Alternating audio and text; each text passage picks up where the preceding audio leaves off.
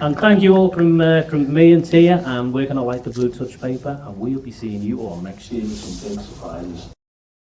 And we're also lighting the blue touch paper with this first episode of Something Who.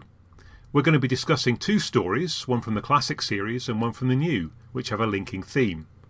And to start us off, it's The Macra Terror from Season 4, recently released in animated form, and Gridlock from Series 3, proving that there really is such a thing as Macra. Giles. Yes? Can I put you on the spot and ask you to talk us through the allegory? Oh, good Lord. Because well, I like to hear clever people. Well, obviously, one thing it has in common with with Macra is that both things are kind of stories about societies in denial in their own way, and we have this whole thing, yes, with the girl who goes and buys drugs so she forgets her family at the start and everything like that. The gridlock of the motorway is obviously I guess is an existential metaphor for life itself, which obviously a lot of people. And there's the line about the fact that they might travel 10 miles in 6 years, and at that point, I just wrote down the absurdity of that is absolutely the point of this entire story. That it's like driving central London, isn't it? Yes, you're talking to someone who's just passed his driving tests. Quite. On that very simple level, it's satirical, as in, wow, this is only slightly sillier than the things we actually put ourselves through. But yes, as Giles is saying, it's also slightly more to it. Everyone ascending to heaven at the end. Yes. Are they returning from hell to the real world? Are they returning from the real world? Are they ascending from the real world into there's the whole, something? That's the thing. I think it's too smart to. It's one of those. To tie itself down to one specific thing. It's not, is it? Exactly. I think RTD. We know he's an avowed atheist and so on, but I think he's not a person of faith. But he's nevertheless interested enough and respectful enough, I think, of it to not absolutely hammer anyone over the head with a particular message about. A lot of great atheist writers like writing about faith and people, because if you're a humanist, and you're interested in people, then you're interested in why people believe things. Yes. Or you're interested in people who aren't like you. If you're a good writer, not just people who are like you. Yes. Yeah. Yeah, it is an interesting point that with the faith thing. I mean, so at the very least, I guess what he's saying is that faith is important in that context, in the middle of the story, to giving people a sense of why should I keep going with this. We keep on driving till the journey's end. Yeah, but you feel that it's a bit more than that. I mean, it could be the happy clappy worky song from Macra in that place if it was just that. And you get the sense that the old rugged cross is a sort of nonconformist hymn. It's probably something from maybe a Welsh chapel that RTD's heard in his youth that kind of struck a chord. And while to some extent it's actually the core of the Christian faith, the cross and the symbol of forgiveness and restoration, nonetheless it'll be something perhaps from his childhood that he remembers as being perhaps either a happy place or something where he saw at least that people were taking strength and comfort from.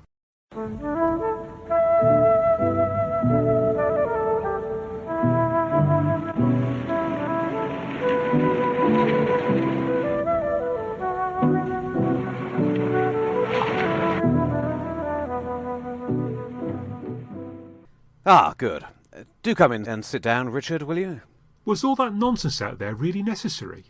Identity passes? Guards? I was even searched.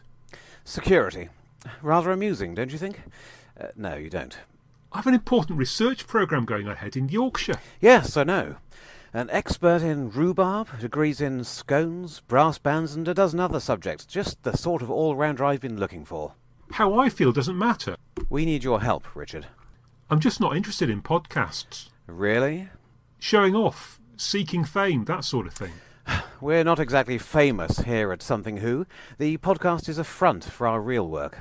Then what do you do exactly? We discuss the odd, the unexplained.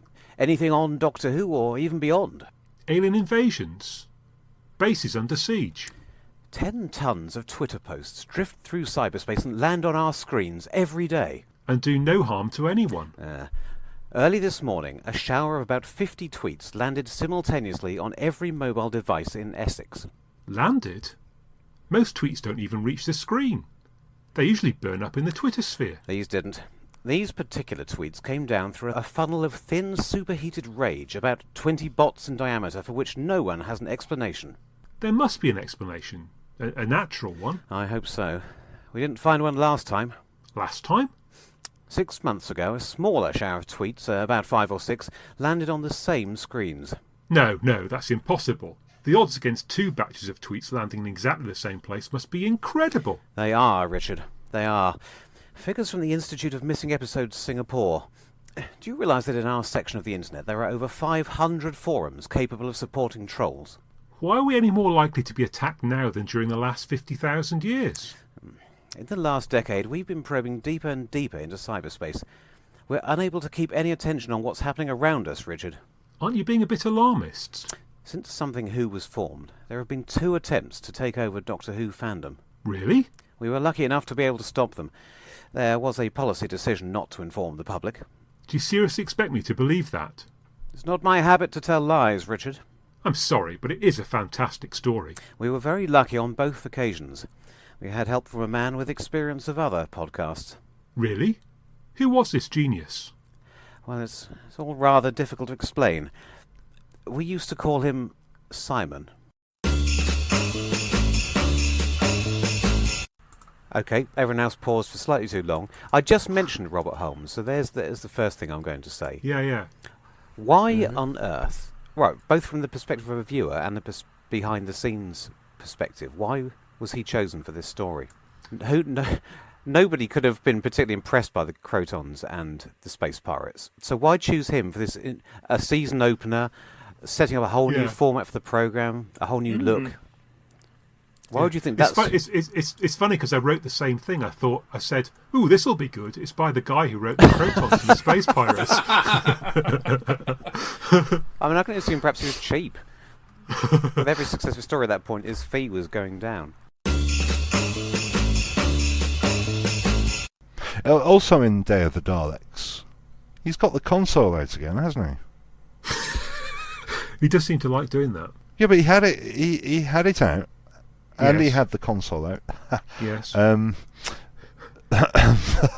Somehow got it back in again, Somehow got it back in again. despite the fact it won't fit through. I mean, the door. you're okay with it the first time because you think, well, he'd do it, in bits, bit by bit. bit by bit.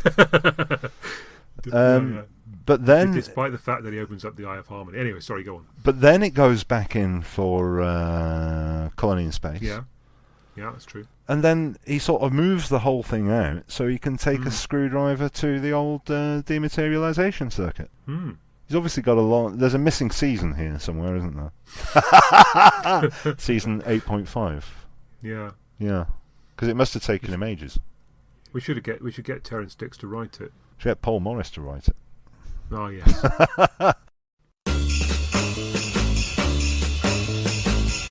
So for the next short while, we're going to discuss some of our memories and thoughts about Terence Dix, who was, among other things, script editor, script writer, playwright and author for Doctor Who. And I'll start with a short anecdote of how I spent a holiday in the summer of 1976 in France. I brought 2 books with me to read, which was, as it was to prove, was a little bit on the short side. But thankfully, I brought with me Genesis of the Daleks and Web of Fear, both of them written by Terence Dix. Someone's going to say Doctor Who and but, I was hoping you were going to say The Web of Fear and Lady Chatterley's Lover or something. That might have been a more entertaining holiday, but seeing as I was only 8 years old at the time, probably my choice of literature was sound. Both those books I read about 4 or 5 times on the holiday because it was a fortnight's holiday and I was an avid reader at the time. But they're such fantastic stories, so well written by Terence Dix, that I've got such rich memories, I guess. The Web of Fear in particular, I think, became the archetypal Doctor Who story in my mind. But Genesis as well, which of course I had actually seen on TV the year before. But somehow his retelling of it added something to it. So, yeah, that's I guess one of my formative memories of encountering Terence Dix. One of you?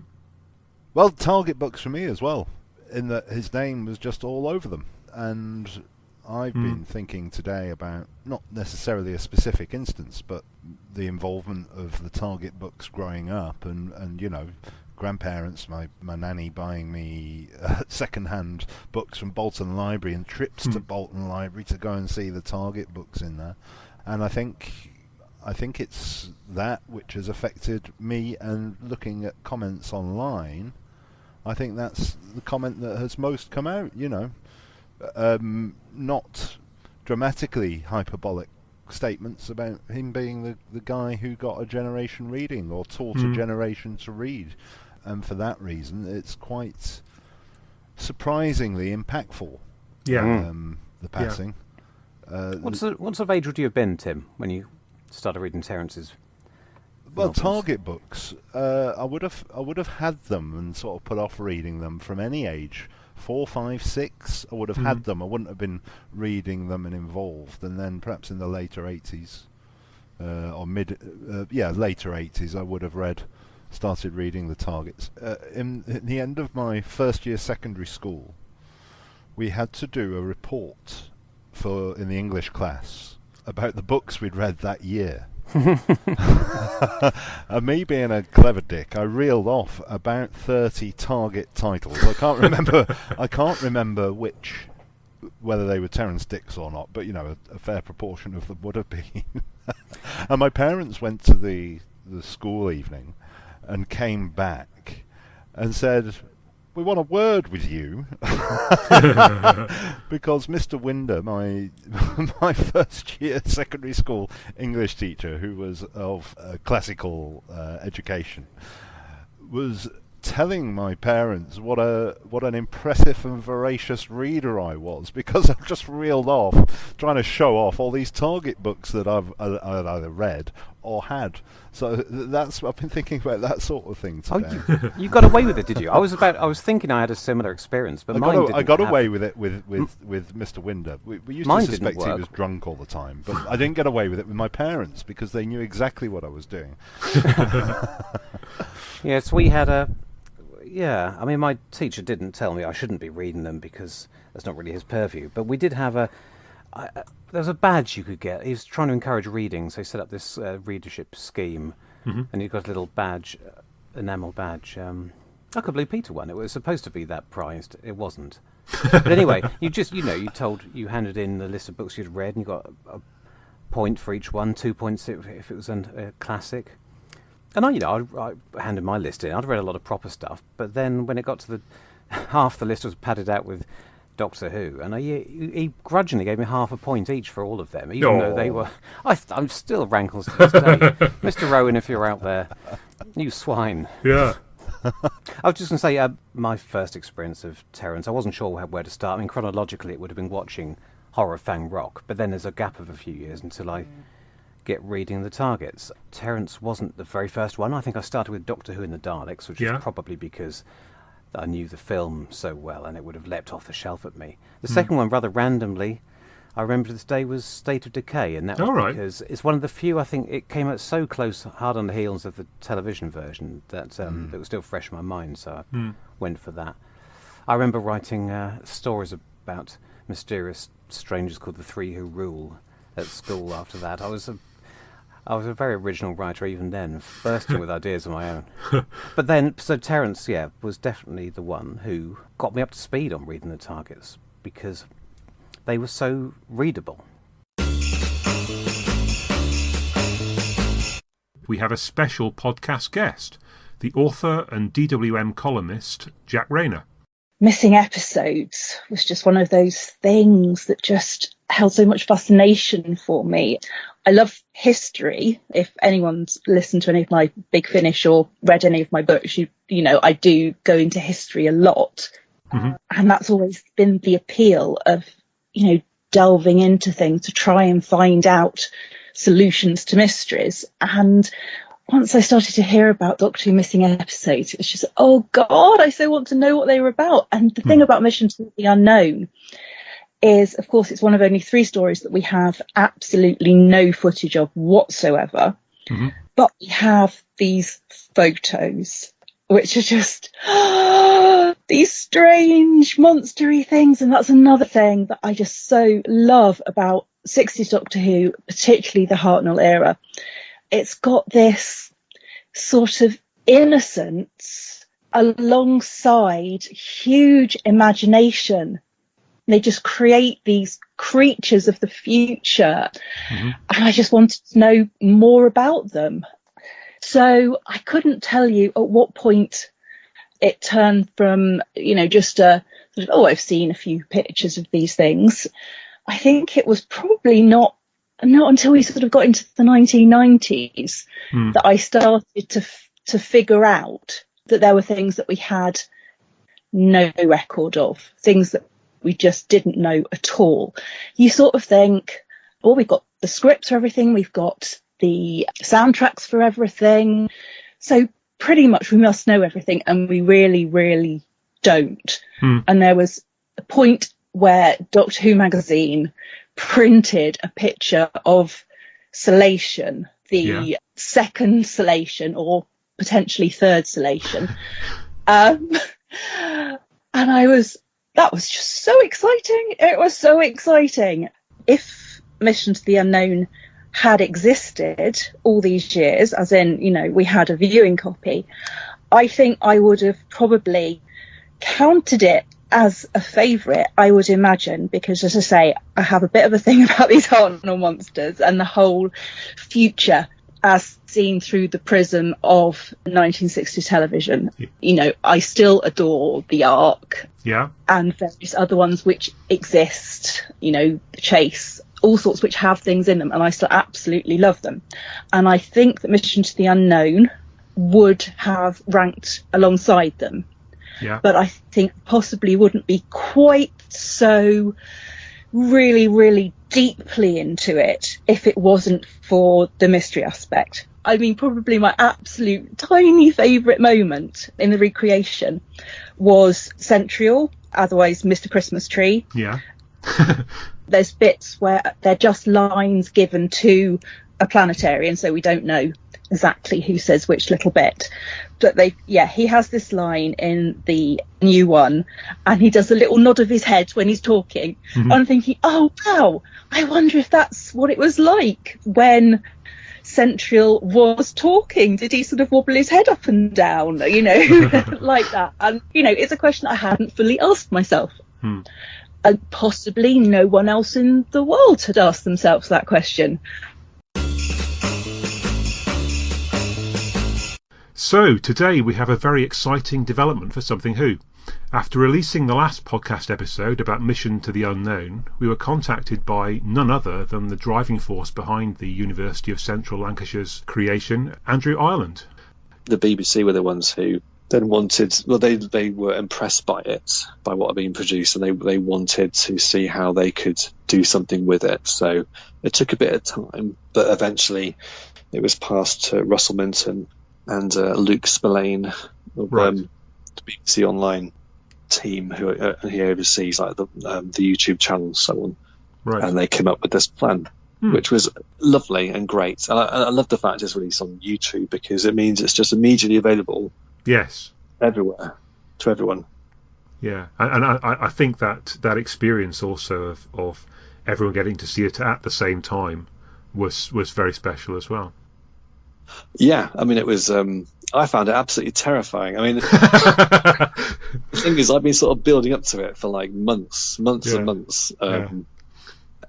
Total secrecy, of this whole thing, and then suddenly, you go from total clampdown to sudden worldwide exposure. And I came back from work, slightly early that day, and my wife and I sat with a bottle of Prosecco with the computer on YouTube, watching like 3,000 people or something live watching this thing, and this flurry of live comments flashing past, and I diligently tried to sort of write a few comments into this stream, but it was very difficult because there were so many of these comments flashing past so quickly. But it was crazy. It was amazing, but it was crazy. And you feel quite nervous about it, because you suddenly feel quite exposed when you create something. And it's suddenly out there, And Doctor Who fans are lovely and brilliant, but they are also, as we know, quite opinionated, and they'll certainly say they don't like something. And so I was quite anxious about how it would be received and how it would then impact on everyone who was involved in making of it. Yeah. Like the actors on screen they're the ones sort of carrying the whole story. But luckily, all the comments have been very supportive. So, The Haunting of Villa Diodati by Maxine Alderton. So the TARDIS crew meets Byron and the Shelleys. It's 1816 on a dark and stormy night, and just as Mary is about to write Frankenstein, in amongst the trappings of a ghost story, we also get the appearance of the lone Cyberman. Who wants to kick us off with some thoughts about this? That's the usual response. Giles and I are on satellite links. There's a bit of a pause. Should it be me? I think so. I'm just going to say that the reason I'm back here this week isn't just because of scheduling conflicts. It's because I've enjoyed this one significantly more than most of the episodes this season, and indeed last season. It seemed to me to thread sharp relief just what was slightly lacking, or sometimes a lot lacking, in the other episodes for me, by getting it all right. It's I don't mean to take anything away from this, but damn it with faint praise. I think this is genuinely a proper piece of Who that would have worked beautifully in any era. The more I've watched it twice now, the more I watch it, the cleverer I think it is. It has is an intriguing plot that keeps you guessing, and a resolution that doesn't feel disappointing or underwhelming. It's funnier than most episodes, and it's also scarier than most episodes. I mean, I would like it if the series could have some sort of emotional impact every week, either funny or scary, to be honest. But, I mean, to do both at the same time is quite a good trick. So it really is very impressive. And it just seemed to have a life and an energy and a spark to the dialogue. And when the dialogue's sparky, the characters come alive and everything starts working. So I was dead chuffed. I just wanted to come on the world. I'll come on here and tell the world that Maxine Alderton is my new hero. Maybe a bit too early to say Maxine Alderton for showrunner, but, Maxine Alderton for showrunner. You heard it here first. Yeah, very good. Hello, Jeremy, and welcome back to Something Who. Hello, Richard. Glad to be here. I think the first person you identified was Patrick Troughton. Oh, absolutely. In a way, that was a bit of a no-brainer because, Pat passed away in 1987. Yeah. He really didn't do much in the way of conventions before, well, he did any before 1983. But for myself, I'd actually encountered Pat Troughton even earlier than 1983 because his son David Troughton, went to the same school that I went to in Edgware. David was in the sixth form in the drama group, and at the time I was a squitty little lowest form of life, the first former. And at the end of the year, the school nearly always asked somebody of notable celebrity to come along and give an address to the school. And in 1967, the one they chose was Patrick Troughton, who came along. Wow! And I'm really scratching the memory now, but his talk was something like "All of the world is a stage."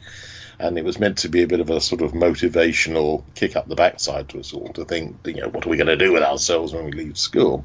Because his point was, and I've since found out it is based on a quote by, I think, a French poet, that each person is actually three people. It's what they think they are, it's what other people think they are, and it's what, therefore, you truly are. And it was I wish I could remember more about exactly the text that he said, but it's sort of, you put out this image, this impression of yourself that you think is the personality you'd like to project. How other people see it, that can sometimes be the difficult bit to discern, depending how open or challenging people are back. And somewhere in between those two, as the feedback comes in and goes back out again, you might be able to discern the sort of person that's actually in there. And it was only when I started getting much, much, much more interested in the fan side of Doctor Who, wanting to learn more about the programme and the actors who was in it. And I sort of remembered this thing about Pat Troughton, that you very rarely ever got to meet the real Pat Troughton. Yeah. he was actually incredibly gifted at presenting to the world a series of images of himself, and he was otherwise very, very, very private indeed.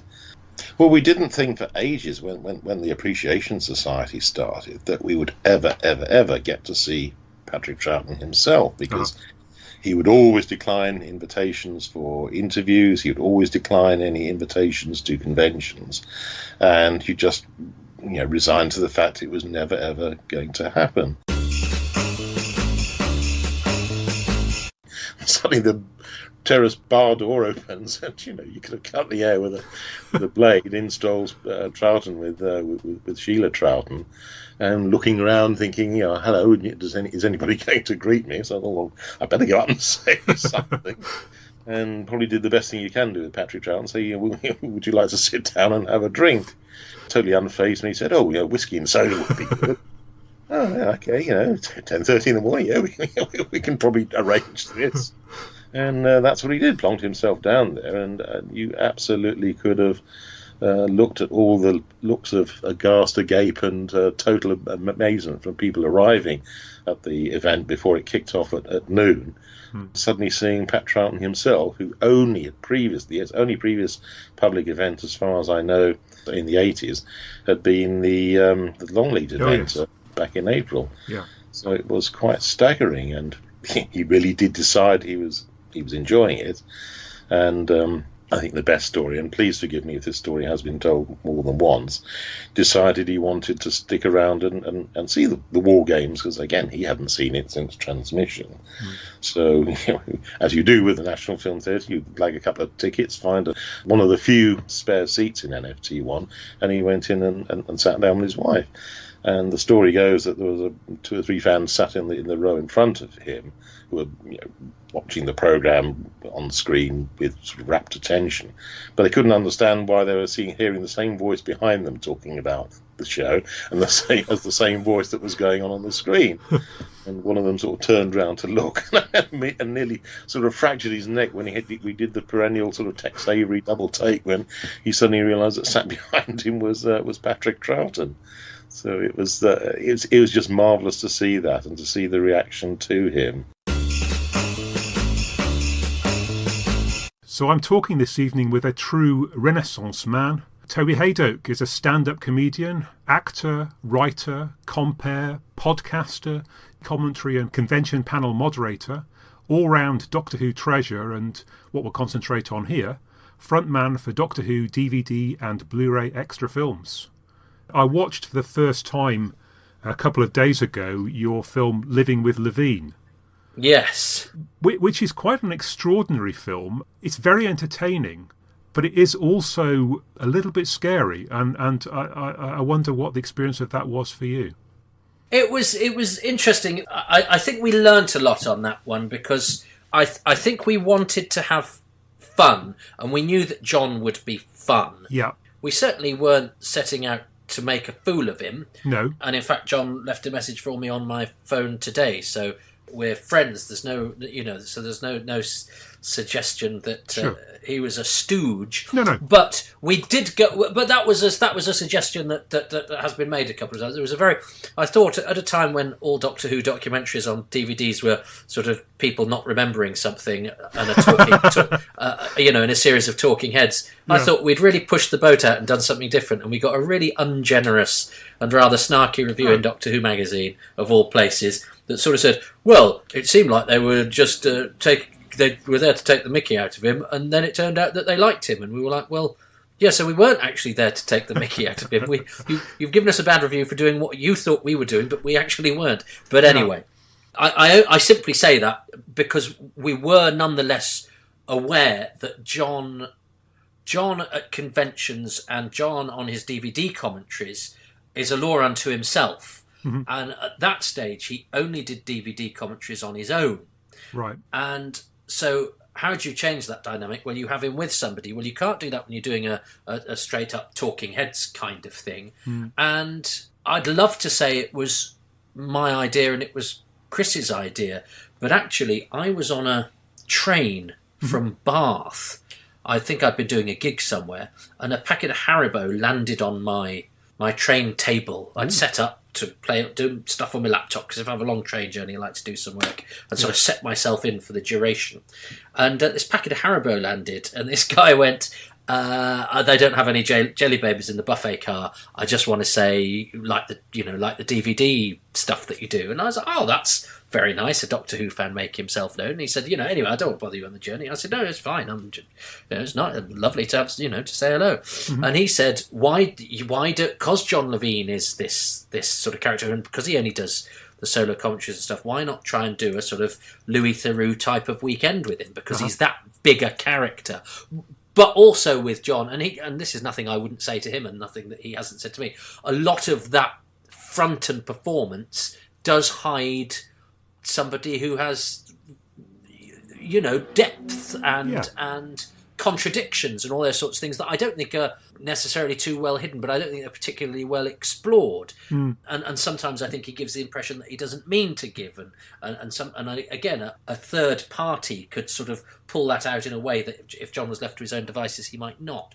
But that's, this guy didn't. David Chandler, he's called. He didn't go into that much detail. He just went, "Why don't you do a Louis Theroux weird weekend with John Levine?" And I rather sort of did a sort of slightly showy off thing, and I sort of texted. Did I text Dan Hall? No, I think I texted Chris Chapman and said, "Why don't we do a weekend with John Levine?" And I showed this guy on the train that. I said, "Look, I've sent a text. I've got the ear of the DVD people," and I was just being a bit of a twit, really. But before the journey was over, I'd got a message back from Chris going, "I've pitched it to Dan, and he thinks it's a great idea." So I was able to sort of say to David, "Look, this doesn't normally happen this quickly, but this might be happening." Today I'm talking with podcaster extraordinaire and Lego fanatic, Stephen Szypanski.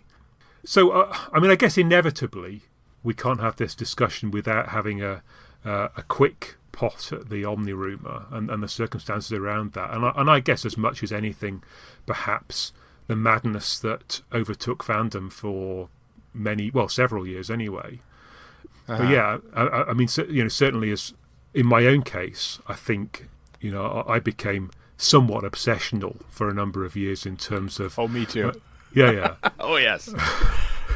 In terms of and going into a lot of minutiae that so as we said at the start, I'd been aware of missing episodes for 30 odd years at that time, and I'd always had this nagging thought at the back of my mind: have they really looked? Have they gone and looked? Not of course enough that I actually got off my own bottom and went and had a look myself. But have they gone and looked? Right. Are we sure? So the thought that somebody else could have gone and looked, it kind of had the ring of plausibility about it that things are still out there, and of course that should be followed up shortly after by some actual episodes being returned. And having indeed sat on a shelf for many years. Yeah, all the ingredients, I guess, were there. The internet age, for a fantastic explosion, and perhaps a foretaste of our current times. So, real polarizing of opinion among the fan community, that between those people who said no, that he can't possibly have found anything, and those people who are, he must have found everything. Mm-hmm. I don't know what your experience was. Well, my first experience with, I think, what became the Omni-Rumour was at Chicago Tires in 2012, November of 2012, and it was flying. The discussion was just like all over, and that was the Christmas. It was the November leading up to the Snowmen, the Christmas special that year. Yeah. And I remember someone telling me there, like, no, it's real. They found like Web of Fear because they're referencing it in the upcoming Christmas special. At the last scene, somebody told me, they said he's going to say, I remember something about the Yeti in the underground. Oh, yeah. And I thought, okay, whatever. Well, I'll park that. And when the Christmas special comes out, I'll see if they're right. And sure enough, there's a scene. You could tell that Stephen Moffat has written that Christmas special around the fact that the Web of Fear has been found, because there's so many references into that. And when he looks at that little lunchbox, so obviously he was planning on it coming out as well. Mark Ayers was at that convention that weekend, and I I interviewed him for various, just audio stuff, because there's so many things you could talk to Mark Ayres about. Yeah. And I thought at the end of this interview, I'll just throw a question about missing episodes. I'm sure he'll just shoot it down and stuff. And when I asked him, like, what do you think, these crazy rumors? Aren't they crazy and silly? And I expect him to just, oh yeah, just ludicrous and stuff. But then he sort of like paused and says, yes, it's most. And I just thought, he didn't shoot that down at all, and that just flared my curiosity. And then, of course, when I saw the snowman, I thought, oh, man, this is actually happening, isn't it? Something is really up here. And then me and another person connected. I want to say May 8th, 2013 is when I was first when we all sort of I discovered the 90 episode thing, and the fascinating thing is that that rumor was everywhere. Like, it wasn't just amongst like low-level fans and stuff. Like Mark Gatiss was sort of like excited about it. Like other like notable fans seemed to be thinking like this is actually a thing that's happening. And and we were all doing the digging and stuff. Like I was. Those are heady days, heady innocent days in a way. Like I still get emails for crates.com, which is that sea-based shipping company, which of course we all found that someone called P. Morris from Liverpool had shipped 3 tons of film cans from somewhere in Africa to Liverpool. Yes. And so I created a C-Rates account just to get updates and stuff on things. And so I still get the occasional email. I could unsubscribe from that, but I don't. I don't, as a memory to those heady days, and I was like tracking down film can shipments to from Phil Morris. I'm speaking with Chris Chapman, who's a producer and director of television programmes, as well as the author of a number of Big Finish audios. But the main thing I want to discuss with him today is his work as producer and director of many of the new extra features on the Doctor Who The Collection Blu-ray sets. So another example of that is where you've got Katie Manning and Stuart Bevan returning to Derry in your Keeping Up with the Joneses film, which is, I mean, I guess we always knew that they had a special kind of relationship together, but that comes to the fore. But also, I suppose, what might be a surprise is just how much it seems to have meant to the people of the town. That event 40 odd years ago, it's still very, very uppermost in some of their memories. Yeah. I mean, I remember on the DVD of Green Death, I made a making of, and I thought to myself, I'd like to go on location. And then I looked at the locations and thought, all the locations have been, the kind of factory's been bulldozed, and the pit isn't there anymore, and everything else is, the nut hutch is there still, but most of the rest of it's just kind of country roads. So I won't go on location. I'll just film this all in the studio. And I always felt a bit bad about that. And so when we came to do season 10 on Blu-ray, I thought again about the Green Death and looked into it a bit more and thought, actually, maybe the fact that the pit has closed down, so there's an absence there, maybe that's an interesting absence. Maybe that says something about the time in which it was filmed and what's happened since. And I'm half Welsh, I've got a lot of mining in my family. My great-grandfather was a mining supervisor, and so I feel very connected to the valleys. And I know I knew that Katie, who's half Welsh, and Stuart, who's full Welsh, that they both really had that connection. And we'd filmed with them before, the two of them together. And, they were boyfriend and girlfriend in the 70s. They have an amazing connection. They're very funny together. They're very easy together. And so I thought maybe we can do a bit of a road trip back to Derry. And actually it turned out to be a lot more than I expected it to be. I think the people of the town really saw Doctor Who as kind of the last hurrah for that version of their community. That it was right at the end of the life of that pit, just before the closure. So it was a moment when everybody was united in pride and excitement about what's happening at the pit. And I think there's a sadness that comes from that in the absence of that side of the community. And luckily, so a lot of those people were still living in Derry, or living in the nearby community, and they were really welcoming and generous with us. And one of my happiest moments was after the film finished, I took it back to the pub in Derry that we filmed in, and got everybody involved to come down, and we laid on drinks and catering, and we had a big premiere at the pub and all Right. watched it together. Yeah. And it was lovely, you know. And it was, and again, you want to say thank you where you can, but Yeah. I think people were genuinely, you know, a bit bemused. I'm sure as to why, you know, a Doctor Who film crew had turned up, you know. But I think very touched, you know, that we wanted to hear their story. It's Rich Tipple, known to his legion of fans as Sir Farfrom. Hello, Rich, and welcome to Something Who. Hey, thanks very much. I'm not sure about a legion of fans, but that sounds wonderful. Thank you. So Rich is here to talk about colorising black and white stories of Doctor Who, and in particular the episode Day of Armageddon that you've recently colorised and which launched at the Gallifrey Convention in America. And after working on it for so long, I mean, do you know every line of dialogue now?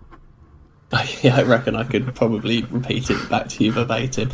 Yeah, when I started out doing this, the reason I picked this episode is because I had to ask myself the question, why do you even want to colorise Doctor Who anyway? You know, there's a lot of people who just think it should remain in black and white, and I think actually that's a completely valid opinion. But there's a huge amount of people, and you know, it needs to be respected, this, because it's a growing number of people who won't watch black and white stuff. They're just not used to it. They've not grown up in the same sort of maybe generations and watched the same stuff we have. They have an intrinsic block. As soon as something appears and it's in black and white, they don't want to watch it. And I'm in my early 30s, but I love 60s Doctor Who. Probably makes me a bit of an outlier. So when I see kind of people in my peer group and stuff, and I talk, you know, about kind of this, that, the other, they just glaze over as soon as they see that it's in black and white. They have no interest in it whatsoever. So I wanted to create something that sort of reintroduced it to them, because for me, 60s Doctor Who is the greatest era the show ever achieves. I mean, Doctor Who's just brilliant, full stop, but that Hartnell, Troughton 63 to 69 is almost unparalleled in its vision and its brilliance. And I think to find people not watching that simply because it was in black and white was a little bit of a travesty. So I wanted to pick an episode that was incredibly exciting and had loads of action and a huge amount of pace to it, because without being rude, if I had colorised an episode of The Web Planet, or episode 3 of The Sensorites, I don't know whether it would have had the same reaction. But as soon as you see Daleks with flamethrowers burning down a jungle and things exploding, you know, it's instantly more exciting. So from that point of view, I wanted, you know, it was something that not only was it going to keep my interest over the 6 years I was working on it, but also potentially it would be something pacing wise that would be familiar to just a new series audience.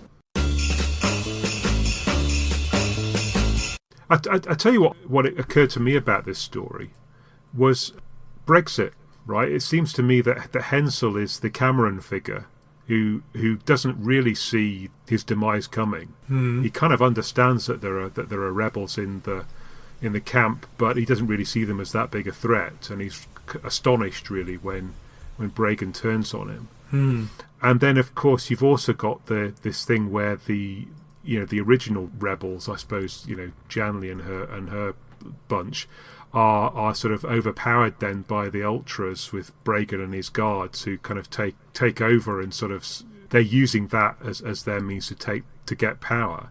And then ultimately, of course, it doesn't really matter about any of that, because the coronavirus turns up in the form of the Daleks and wipes everything out anyway. And it just seems like a perfect allegory for our times somehow.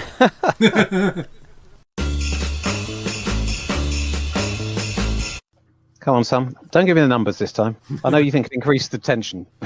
Oh, no. Just give me the production code. I'll give you these, Paul. I'll give you these. But Richard has to go first on the classic Who story. Okay? What? Paul, you take over when Richard... Oh, all right. Yeah, we'll do that. All right. So I'm going to give you the numbers. Yeah. The first one is story 111, Meglos.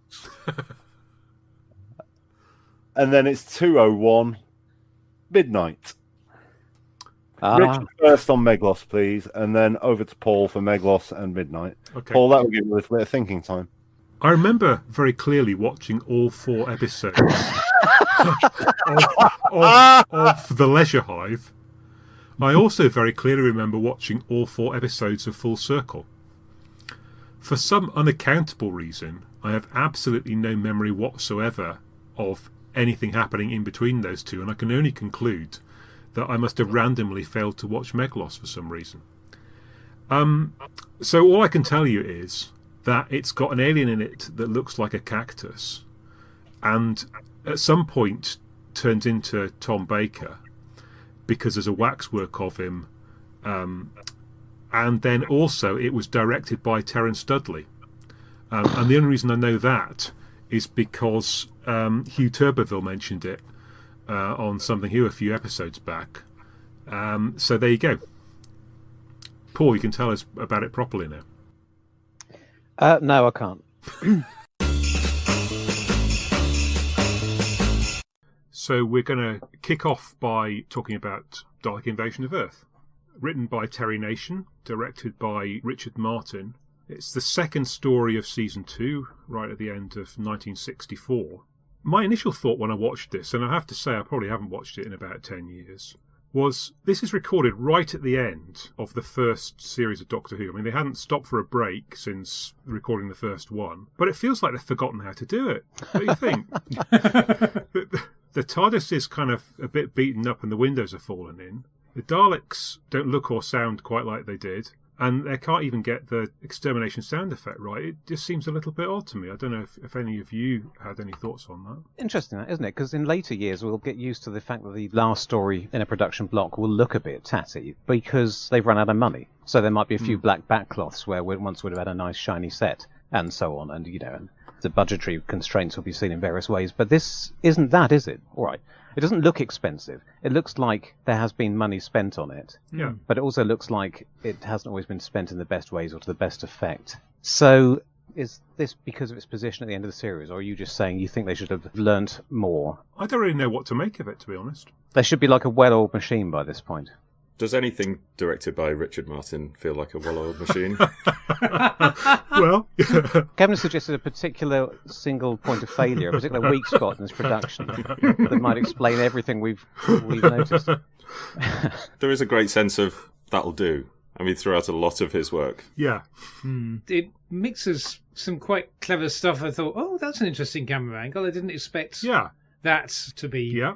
It mixes these quite experimental and interesting moments with absolute bathos. The most pedestrian stuff you can imagine. And I was pleasantly surprised because having, again, not seen it for a good few years, I was kind of expecting it to be pretty pedestrian throughout. And so there were things that I thought, okay, that's interestingly done, and then it was clunking back to Earth a few minutes later. Some of the ambition is also the architect of its own downfall, and it's odd that Richard Martin sees certain things as potentially injecting some dynamism, like the high camera angle that you mentioned, which immediately ruins the cardboard cutout Daleks and the backcloth. It's like it's fighting with itself over what the best approach is to take, and it kind of falls between two stools. His blocking is never as tight as it should be, and I think that's probably the single biggest failure, is everything being in place to look great, and then a slightly sloppy style of execution just leads to things being seen that you're not meant to see, people not being in the right position. I went into this wondering if perhaps... I mean, that's what I'd always assumed, that it was Richard Martin almost solely that was letting the side down. I went in thinking perhaps I'd see something differently this time, but I didn't. Almost everyone else is doing their best work, and he's not. And he's filtering it incorrectly to the viewer. I also thought to myself, am I being unfair? I mean, it's about time we were overdue a discussion of Richard Martin, because I've been criticising him on podcasts for years now, and just in very offhand ways. So I think perhaps I ought to explain exactly what my problem is. But Gav's got there first. It seems to be a misunderstanding of what you can and can't get away with in a small studio. And you can't fault him for lack of ambition, can you? But other people do better with the same resources. That's, for example, Dougie Camfield, for example. I mean, we never get to see what it'd be like in a really tight character piece set in an elevator. Maybe he'd be brilliant at that. We don't. Maybe he'd be just as terrible at that. I don't know. It would still all be in long shot somehow. But they You'd have the camera outside the building. Yeah. If there was an excuse to have all your cast scattered to the four corners of the room, he would still have them all stood lined up as if they were on the narrowest proscenium arch stage in Theatreland. reciting their lines in turn.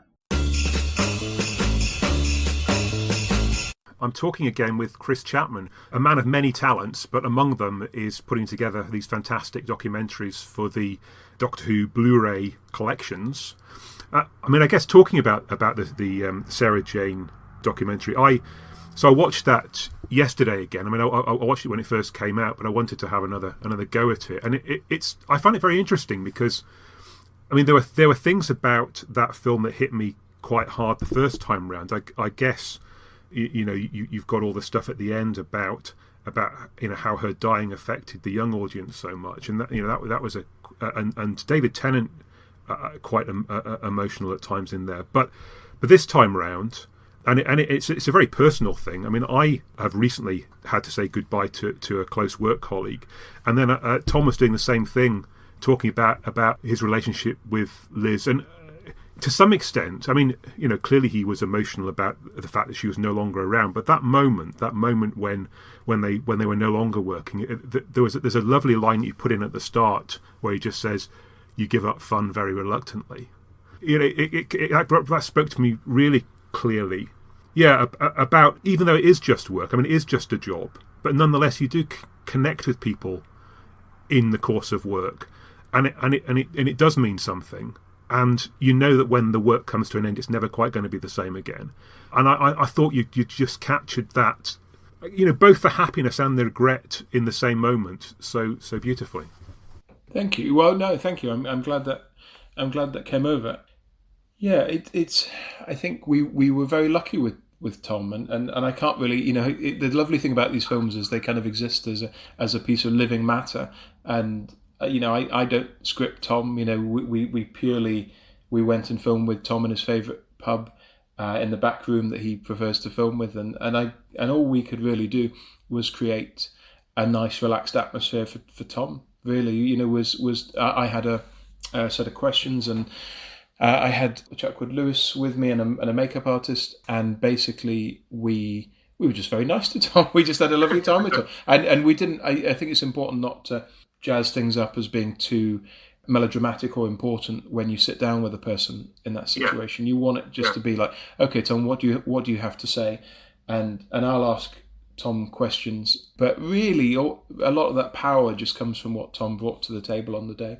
I think we got him just at a really good moment, and I've interviewed Tom before, and he's been great before, but there's something about Liz that kind of really unlocks his heart, really, that he genuinely loved her and continues to love her. And you'll talk to other companion actors who will say, oh yeah, he really had he really loved Liz, didn't he? He really had a real soft spot for her, and I think to quite a profound level. And as Tom gets older, and I'm sure, as he always has, deals with his own mortality kind of face on, I think he is an emotional, heartfelt kind of guy when you strip that away. And maybe he got tougher skin as he went through the role of Doctor Who, as he went through those 7 years. But early on, Liz was the kind of first happy face he saw. Liz was, and the Doctor talks about that, doesn't he? Is that with, is that Matt Smith? Is that like an Amy thing that he talks about? Yours was the first happy face, the first smile that I saw. That it's almost like Liz imprinted on him, and he never forgot that. So I think we were very lucky, and I tried not to talk too much. I tried to to steer Tom and to provoke him and really just give him chapter headings and say, okay, now let's talk about turning the lights on in Blackpool, and now let's talk about Liz's her kind of farewell party and things like that party that they had at the Hilton. I don't think he's really talked particularly about before. But he just needs that nudge to go, oh yeah, I remember that, and suddenly you've accessed. As for all of us, you need a nudge to access those memories. I'd tell you a really embarrassing story about when I met Matthew Sweet. Yes, please. I was at an event and was speaking to some friends, and he came up and joined the group, and I don't know what he'd just been doing, but he'd either seen himself in the mirror or he was watching himself on a monitor or something.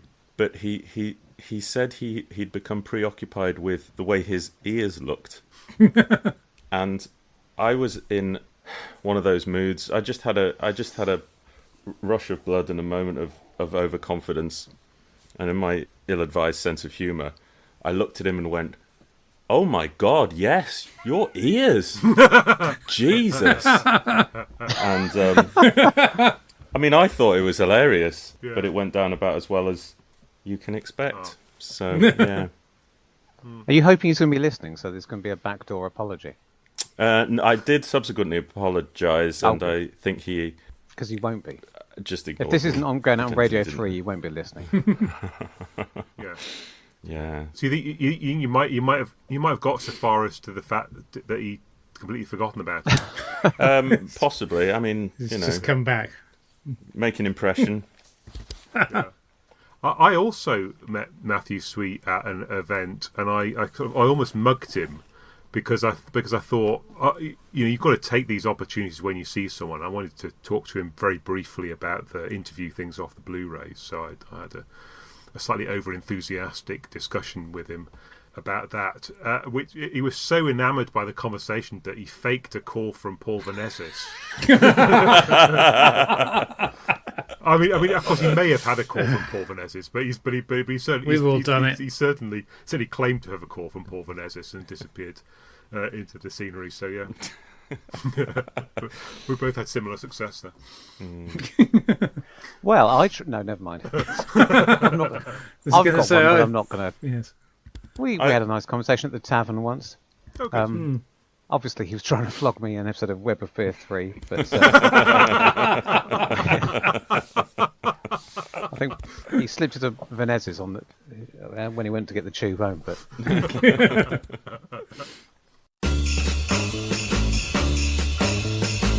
Tell me something. What is The Gunfighters? It is not a historical story. No. Stop calling it that. It isn't. If they travelled back in time, if the TARDIS landed in World War II and they were in Germany and there was a bloke called Brian Hitler and his right-hand man was Winston Churchill and nobody commented on it. Yeah. They were just like, "Oh, we're in the Second World War. This is fun." Why is this? Why are they not in the OK Corral having the same reaction as when they see bloody Zeppelins in the sky in Alternate Earth in the Cyberman thing in the new series? Why are they not going, "Oh, but these he's not supposed to be here. This isn't how history's meant to be."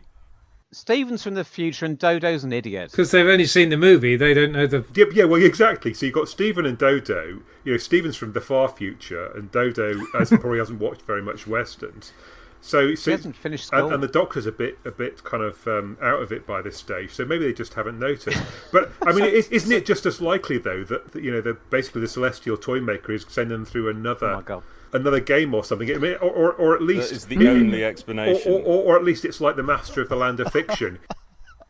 Yes, they're not really ended up in Tombstone. They've ended up somewhere else. You can say that again. In this episode, I'm chatting with writer and radio producer Paul Hayes. So, hello, Paul, and welcome to Something Who. Hello, Richard. Thank you very much for having me on the podcast. It's very kind of you, and a great honour to be here. Scream of the Schalke becomes very important in the story because while they were first looking into making that, there was this whole, almost like an urban myth at the time, even within the BBC itself. Even if you speak to high-powered BBC executives like Mel Young, Lorraine Heggessey, there was this idea that somehow the BBC didn't have the rights to make Doctor Who, or that the rights to Doctor Who had somehow become complicated or messy. Uh-huh. And the online team were aware of this, and they decided, well, if we're going to make our own fully animated Doctor Who serial, we'd better check to make sure we have the rights to do it. Yeah. And the other reason they did this is because people kept emailing them during this time to say, I've heard the BBC don't have the rights to make Doctor Who anymore. Because Lorraine Heggessey would do interviews. There's an interview she did with on Simon Mayo's programme on 5 Live in September 2002, where she says, she out and out says, I'd like to commission a new series of Doctor Who. We've been having some early discussions with people about it, but the rights situation is complicated, so we might not be able to do it. And Doctor Who fans would hear this, and it just confused us all at the time, I remember, because we knew pretty much, Doctor Who fans who were interested or cared in any way about this knew that Doctor Who had been created on BBC time by BBC employees at the behest of BBC management So how could the BBC not have the rights to make Yes. it? So people would keep emailing the Doctor Who website about this, and they wanted to check it themselves anyway to make sure they could make Schalke.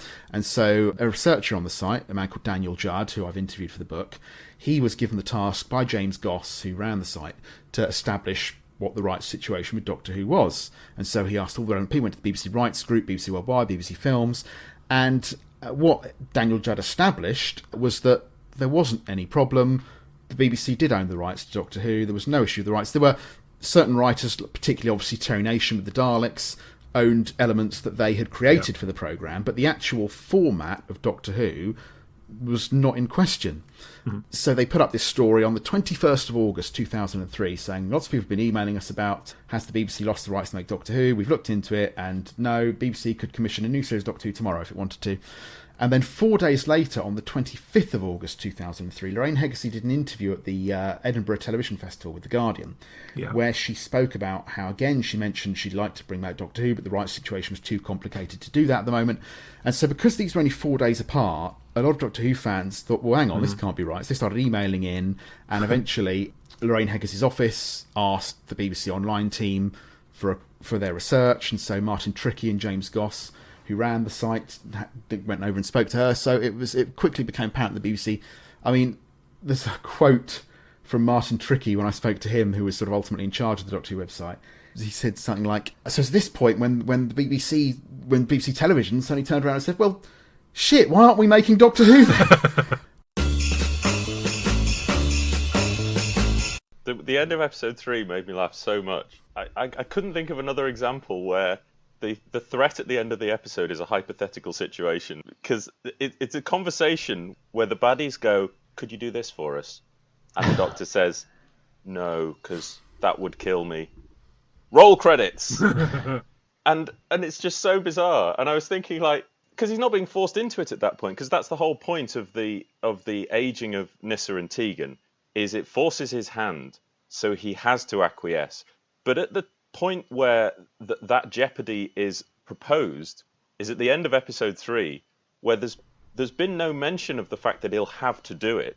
So Mordrin's saying, please help us, and the Doctor says, but if I do, it'll be the end of me as a Time Lord. And well, that's the equivalent of him going, but if I put my head in that meat grinder and turn it on, it might kill me. If I attach these electrodes to my nipples and turn on the current, that might really hurt. So maybe just don't do it. That would be my advice. It's just, and it's literally the resolution at the start of episode 4. They go, oh, well, let's not do that then. And they leave the room. Look, I know we did the last episode without a sketch, but we've got a genuine professional actor this time, and a stand-up comedian. And everybody loves a sketch, really. Do they? An actor and a stand-up comedian. You've really blown the budget this time, Richard. Well, not so much. As a card-carrying Yorkshireman, I hired Toby Haydock because he's both an actor and a comedian. And famously the nicest man in fandom. What? Even nicer than me? I'm not entirely sure about that. He's got some unusual riders in his contract. Oh, hello, Richard. I hope you got hold of the blue opal fruits that I specified. Well, about that, Toby. Yeah, it's Mr. Haydock to you. Well, look, they've been starbursts for over 20 years. Yeah, never been nearly as good since. And I couldn't find any blue ones anywhere. Well, you didn't try hard enough. Anyway, my agent tells me that in addition to the story discussion, you've engaged me for a comic sketch.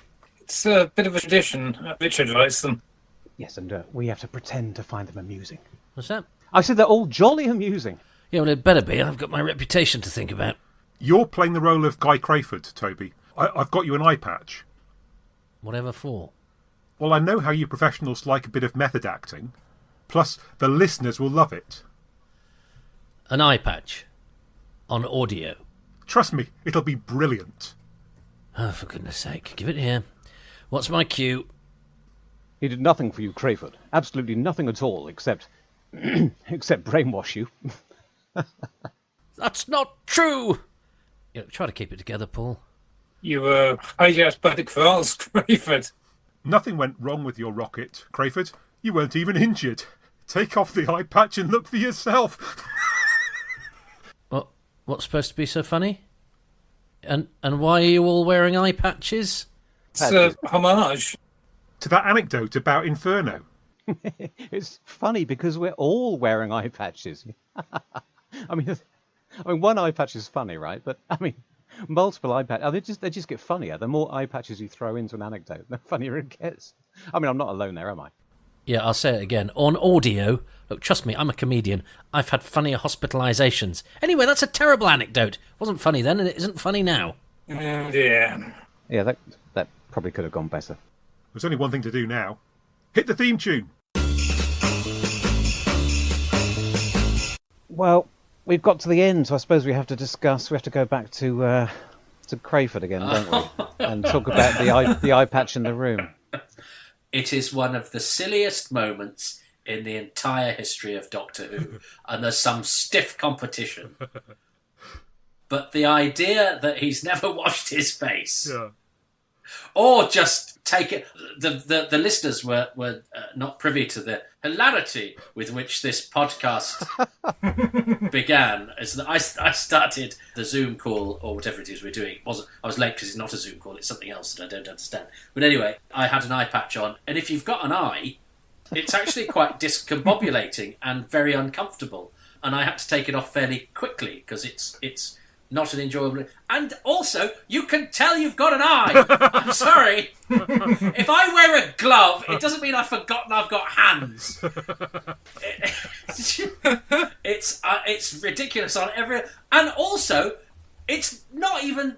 It's not that it's silly that he doesn't know he's got an eye under his eye patch. It's the whole convincing him that they've saved him by putting him back together because he's been and losing his eye. Couldn't they have just mocked up a photograph of them pulling him out of a hedge or something? Anything. It seems to me like a lot of the Kral's plans. Yeah. It seems unnecessarily convoluted, and its flaws manifest to anybody that thinks about them for about a second. Yeah. We have, as our special guest, cosplayer and Who fan about town, Ellie, also known as TARDIS Monkey. Hello. Yeah, go on, Ellie. Where did you come across the demons? It was actually one of the very first episodes I remember watching when I was a kid, and my granddad had recorded it off of UK Gold, and I remember it being in black and white as well. So it was funny, sort of. I didn't watch it in colour until the DVD came out, so I just remember it always in black and white, which I think gives it more atmospheric look to it anyway. But yeah, that was like my original place that I saw it, so good old VHS tape, kind of thing. The Doctor springs into action at the start of the story, like he knows what's going on. He does. Yes. And there's no kind of backstory to that. He rushes off to the dig as if he knows the world's going to end if that mound's opened up. But do we assume that he's aware of the demons being on Earth 100,000 years ago? Well, he seems to be aware of the demons. Yes, that's true. Yeah, because he knows who they are, because he's, that line where he's like, the demons from the planet Deimos kind of thing. Yeah, so... and then Jo chips in, presumably as she's been fully briefed in a scene that we're not privy to, because she knows how many light years away Deimos is. She just goes, yes, Deimos is 60,000 light years away. Yeah. I guess that was a whole off-screen explanation. Okay. Must have been. Yeah, I mean, the Doctor has been to 100,000 BC. True. Okay. So maybe obviously it was off screen. We didn't see it during An Unearthly Child or whatever we're calling that. But maybe he went back to 100,000 BC just to see how they were getting on and tripped over Azal at that point. And his wrinkled stockings. Yeah. Yeah, bless there him. are a few moments where it slides into one of those. Speaking of Azal's scale, something I noticed today that I'd always thought was a continuity issue or a production error before. The hoof prints seen from the helicopter are enormous. That always annoys me, that bit, yeah. And then when they go on the ground, they're much smaller. But apparently that's intentional. The idea was that Azal was shrinking as he walked and gets smaller and smaller and smaller as he finally gets to the crypt, which is how he's big enough to get through the door of the crypt. Because apparently there was a production shot intended that would have shown the footprints from the air decreasing in size. But you don't get that. You just get big ones from the air and then smaller ones on the ground, so it just looks like an awful error, but apparently not.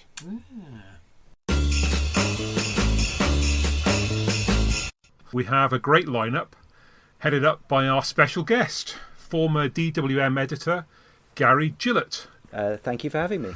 The story's desperately trying to be fun and funny. I don't mean to put a damper on it, but I generally don't find it either. But a jump cut to a green baby is one of the funniest things I have ever seen, and I'd completely forgotten it was coming, and it absolutely killed me. And I missed about 5 minutes of this. I had to rewind it because it made me laugh so much I had a coughing fit, and I had to rewind it and rewatch. Oh, it's wonderful, wonderful stuff. Yeah. I want to rewatch it right now. And Billy's feelings for Delta only deepen at this point. Obviously, he's fancied her across the dance floor, as many a man has. And often they find out that they have a child, and maybe that changes his view about if he's going to make his move. He doesn't come in and see this particular child, but really at that moment, that's when the real love's arrow hits him somehow. And then they go on that weird date in the countryside, and he is just too into it. She's saying stuff like, if I can get the hatchling to the brood planet, I can take the case to judgment, which is quite a line. There's a lot going on there, from hatchling to a tribunal of some kind, just in one line. And he's just, well, anything I can do, just tell me, Delta. Like, she's asked him to get the car seat ready for a trip to Quicksave. And then later, she shows him the compound, which is in blister packs, so it's obviously like it's available on prescription on Chimeron, and she's got the last few, and he sort of eyes it up, and it's just slightly badly edited. It stays on him a bit too long, so he looks really weird as he looks down at it, and then takes it and puts it in his jacket or something, doesn't he? And then later she says, it's my favourite, it's the bathos of it, you haven't been eating that, have you? He goes, I had to, Delta. You haven't been eating that. I had to. I want him to start buzzing like Timothy West in Tell the Unexpected. Yeah, and that's the thing. It is all quite sinister. I'm not sure quite what's. Yeah, you can definitely put a very sinister spin on what's going on with. Try. Yeah. Chris Clough keeps it light though. Yes. At the time, I was quietly pleased with, especially, the first half, superficially, because it came after some very complicated Moffating. Oh, that's true. You know, you had Day of the Moon, and you had the season 5 TARDISy, WARDISy stuff. And I loved the idea of a pirate ship and piratey stuff, and the want to cash in on Pirates of the Caribbean, not least with the episode title. And I thought that, oh gosh, this is a good move. But ultimately, you don't get Jack Sparrow, and you don't get Geoffrey Rush. You certainly don't get Robert Newton. And earlier I looked up on pirates.com the list of people least suitable to play King of the Pirates. Right. And the only name on the list was Hugh Bonneville. That bloke out of Downton Abbey. Make sure. The bloke off 2012, yeah. And yeah, he's just the least piratey-wiratey bloke since Moses, isn't he? And the only piratey-wiratey bloke in the thing was the guy out of Press Gang. And he only had about 3 lines. Was he the guy who disappeared halfway through? Yeah. Do we think that Hugh Bonneville is playing it as written? Because that would then shift the blame somewhere else, and we could say, should the King of the Pirates have been written this way? A decent chunk of his story seems to be leaning towards the idea that he's a decent chap with a wife and family who's accidentally turned to piracy, which is undermined by his scurrilous friend saying, I've seen him kill 1,000 innocent people dead. Which and you is think, never followed up on. He hasn't though, has he? He's Go given to him a Ask cuddle and said Jeeves sorry. and look up Henry Avery or Henry Every, and tell me whether he's a nice guy. And surely, if I can do that, then Does he look like a malodorous knave? Yeah, but I mean, let's think about it. I mean, essentially, anyone who's in the Royal Navy at that point is going to be probably a pretty scurrilous character anyway, because they're all at various degrees of piracy. It just depends whether it's state sponsored or not. So to suggest that there's a real change of, I mean, yes, there is. Go on. You've thrown it in there as a gag, but that would have been a much more interesting story if they'd actually written something that explored the... Well, I mean, even the later Pirates of the Caribbean films went down that route, didn't they? With Tom Holland. Yes. Not Tom Holland, Tom Hollander. My mistake. Have you seen Taboo? Taboo is brilliant. I highly recommend it. And that is all about legalised piracy. But anyway, yes, carry on. Yeah, so I guess in that sense, this story of the deeply honourable guy who works for the Royal Navy suddenly turning into the sort of terrible, nasty piratey. It's a bit like in Blackadder when Melcher is talking about British and German spies, isn't it? And one of them are jolly decent chaps on our side, and the other are terribly evil, spineless, cowardly chaps. Fighting their filthy Hun war. Yeah. Aliens of London, written by Russell T Davies and directed by Keith Boak. So, nice man, Keith. Well, look, here's the thing. In 2005, I nursed this fond thought that perhaps I could encourage Mrs. Smith to watch the new series of Doctor Who with me. I mean, it was undoubtedly populist. It was a Saturday evening kind of thing. We often sit down in front of the television together to watch drama series.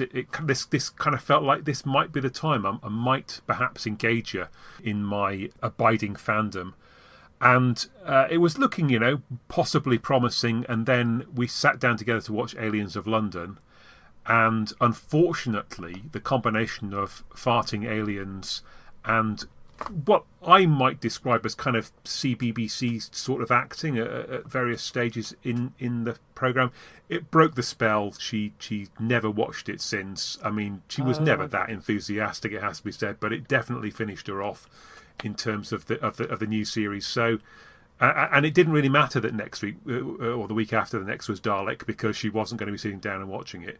So, I mean, So you have very fond memories of it. It's got that. It does have that baggage. Nonetheless, saying all that, when I watched it for the second time today, it was better than I remembered. Right. You didn't get pangs, sort of shivers down your spine, and sort of like pains in your chest of the memories of what could have been. Well, look, I'm a geek. I mean, I've watched Doctor Who for very nearly 50 years now. And I never really imagined that it was going to be a thing that anybody else would watch. I mean, that's not true. When I was a boy, of course, all the other boys and some of the girls watched Doctor Who. But, since about 1980, it's not been remotely cool. And so, even though it did become quite cool for a section of the populace in the mid to late 2000s, the Smith household was not one of those places. We'll look at First Doctor story, The Edge of Destruction, or Inside the Spaceship if you prefer, from the very first season. Look, there's a great story to be told about the TARDIS going wrong and trying to alert the Doctor and companions, but unfortunately this isn't it. Or at least, if it is it, then something's gone wrong, I guess, between the page and the screen. It's both ahead of its time and very much of its time. So what's good about it is ahead of its time. The idea that TARDIS is semi-sentient. Well, that's what a great idea. Yeah. But it kind of takes another 50 years for that to be paid off, doesn't it, properly? People pretty much ignore it, apart from the odd one-liner here and then, and eventually would have done nicely. So, yeah, David Whittaker is ahead of his game there. But on the other hand, what drags it down, well, one of the things that drags it down, is that it's also very of its time with... I'm not going to say that springs and the Doctor proudly saying a bulb will come on to tell him if there's a problem. It's also... it's got a big idea that's beyond science fiction. I mean, it's quite a big metaphysical sci-fi concept. This the most advanced spaceship in the universe is not apart from on top of all of its other wonders that we're only just beginning to understand, it's also sentient. Brilliant. But then it's just a load of cogs and rivets because David Whittaker doesn't understand science. I suppose you should be grateful there's not any Mercury this week or static. Static electricity, yes. Yeah. Yeah.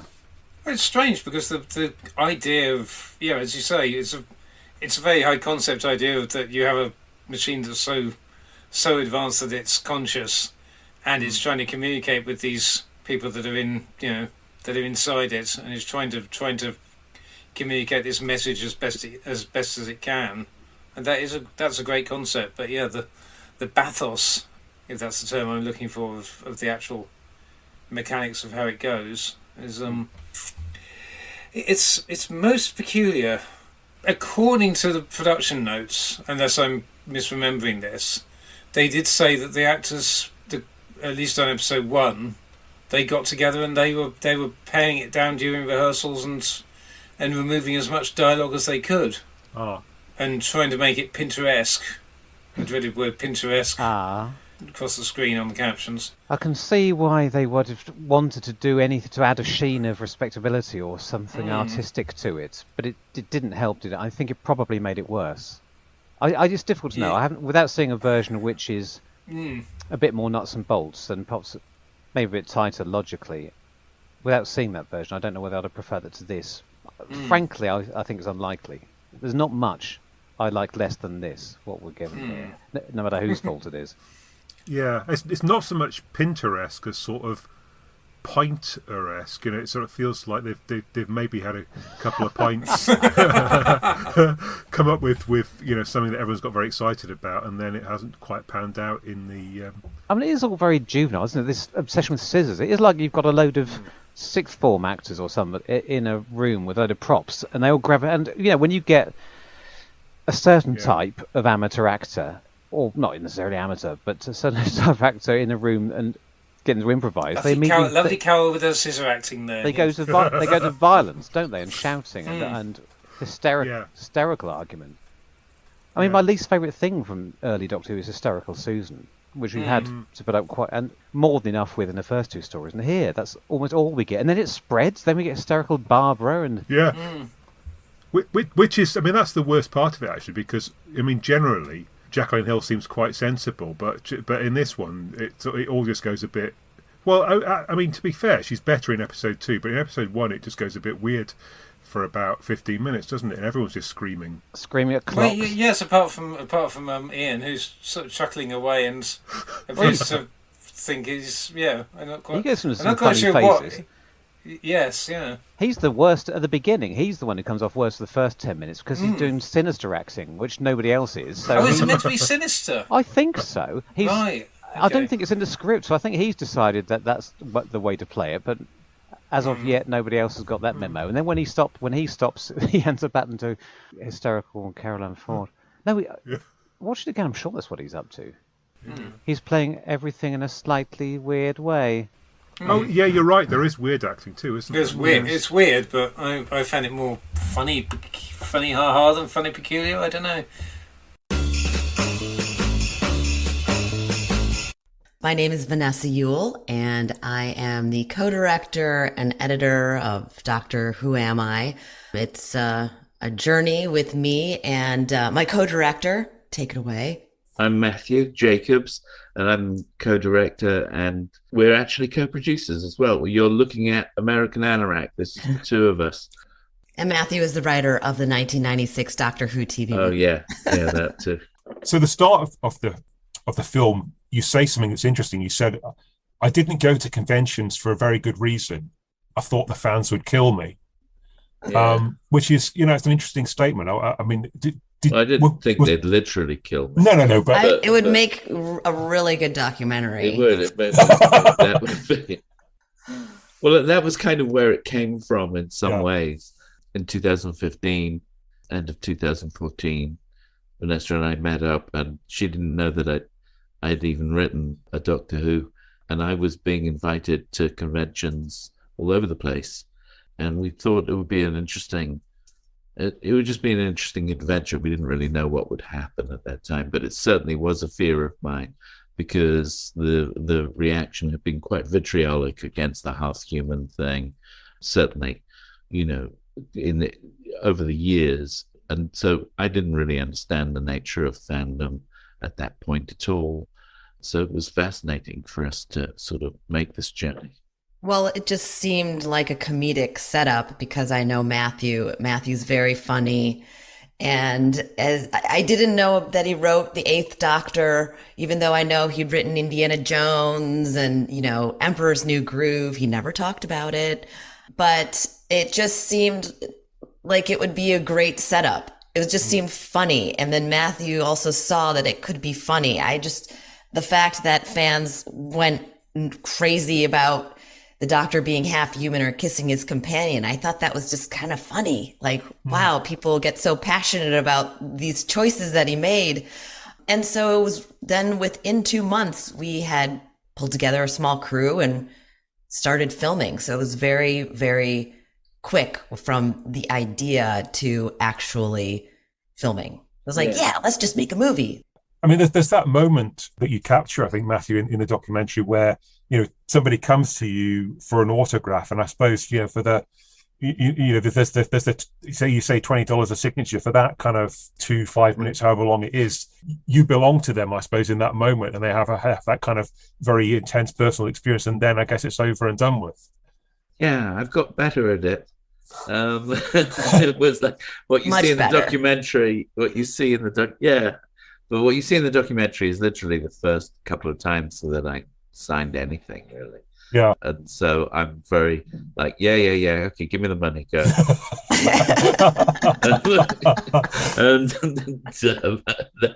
and then bit by bit, I start enjoying it, really.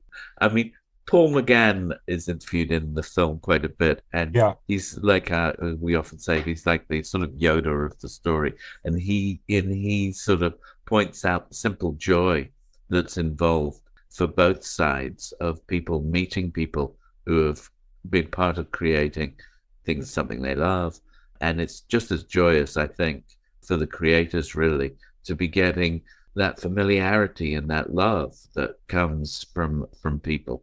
Or just that it's really a lovely feeling.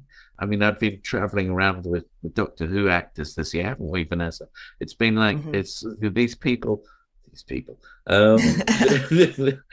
Doctor Who actors who are on the road like all year, all over the world, traveling around. I mean, I don't know how long Fraser Hines has been doing it. He's been doing it since the 80s. I don't know how he gets up in the morning, but it's kind of like it's incredible. It's definitely it's a fascinating world. Yeah, for the most part, writers are the sort of poor relatives. Well, in Doctor Who, it seems like they're a bit more. They are definitely. I mean, if Russell T Davies wants to go anywhere, thinking of that, but they don't really. What was that?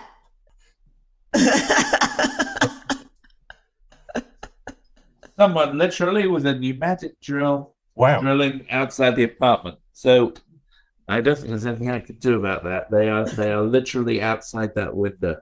Oh wow. Okay. Going through the deck. They don't bring the house down. This is not going to be usable, is it? Or it'll just be a funny interlude. It's a funny interlude. It's fine. Yeah, we'll find a way of making it work. You become a star in that particular setting, but it's not sort of naturally happening to you. That's right. That's absolutely right. But I'm most definitely starstruck. That's why I've got a pneumatic drill outside the tent. Get me out of here. My head's too big to get to the front door.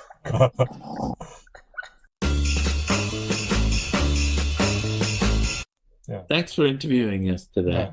Well, look, thanks for giving me your time, and particularly thanks for talking to me through somebody vandalizing the outside of your place. your documentary was a story, and this podcast has become a story as well. We'll always remember the day they started drilling outside Matthew's apartment. Yeah. You interviewed 3 of us, including the jackhammer. If it's unusable, then I think it's funny. I actually think it's funny. I don't think there are many podcasts around that you have 2 guests and a drill. I'm not going to say I'm going to make it a regular feature, but definitely it'll add to this one. So yeah, and we love the sense of the absurd as well. So it's great. All right. Very good. Thank you. Well, thank you very much. Thank you very much. Yeah, it was a lot of fun. Yeah. We're recording on the 29th of March 2023, and exactly 10 years ago to this day, the DWO fan site said that a classic series related announcement was coming and hinted that it was missing episodes related. Then in June of that year, the Bleeding Cool website ran a story suggesting that a large number of missing Doctor Who episodes had been found. Shortly after that, Ian Levine tweeted about 3 tons of evidence. An email, purportedly from a Radio Wiltshire DJ, but possibly of mixed authorship, was being passed between fans, and excitement on the forums reached fever pitch. Lots of rumours were being passed around, and the number of episodes found was often said to be 90. And then finally, in October, the Radio Times announced that the newly discovered lost Patrick Troughton episodes would be made available for digital download within a week. This was proof, surely, that all the rumours were true. But after The Enemy of the World and The Web of Fear were released, that was it. And 10 years later, we still don't know the truth of it, and people still discuss their theories on forums. And there's a name given to this madness: the Omni-Rumour. So, on the 10th anniversary of it gaining broad publicity within fandom, I'm with 2 fellow sufferers. We've all spent more time than we care to recount pondering these matters. So, in this episode of Something Who, we'll chew over what we know for sure, what can't be true, and some of the things that might be true. I guess we should introduce the others. First up, we've got from the Missing Episodes podcast, Tim. Hey! Hello! You've got the other one. Yeah. So, Giles, how are you these days? Hello, I'm all right, yes. The last 2 days I've been hobnobbing with world-renowned cosmologists, and tonight I've got you 2. The world-renowned Omni-Rumorists.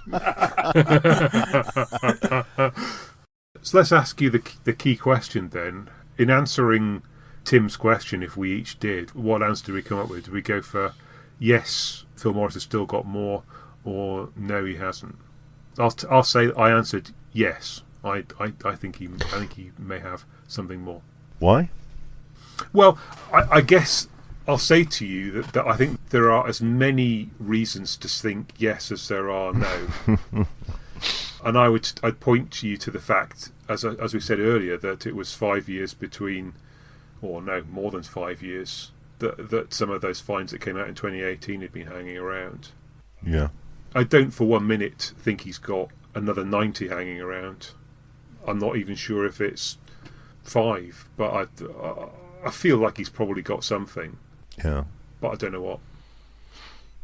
Yeah.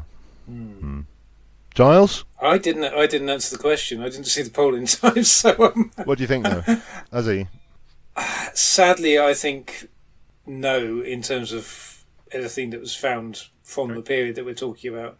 I think the main thing that gives me... I think there are other episodes out there to be... some of which they're aware of, and hopefully may one day come back. But I'm not sure that Phil has them, and my main reason for that is the occasional quibbles that have blown up with Ian Levine about exactly how many episodes. Yeah, that's a good point. It's a major problem I've got there, in that he was fussing it about that Ian Levine had only really found 8 episodes, which just happens to be one fewer. Yeah, exactly. Yeah, why would you be bothered about that, having that the posterity of that record for having found the most. If you know you've got something that's going to blow us all away, sitting back there, at a random point in the at a completely random point in the future, you don't have to have any great grand plan about anything. Yeah. I feel like that's psychologically that just doesn't quite make sense. Yeah.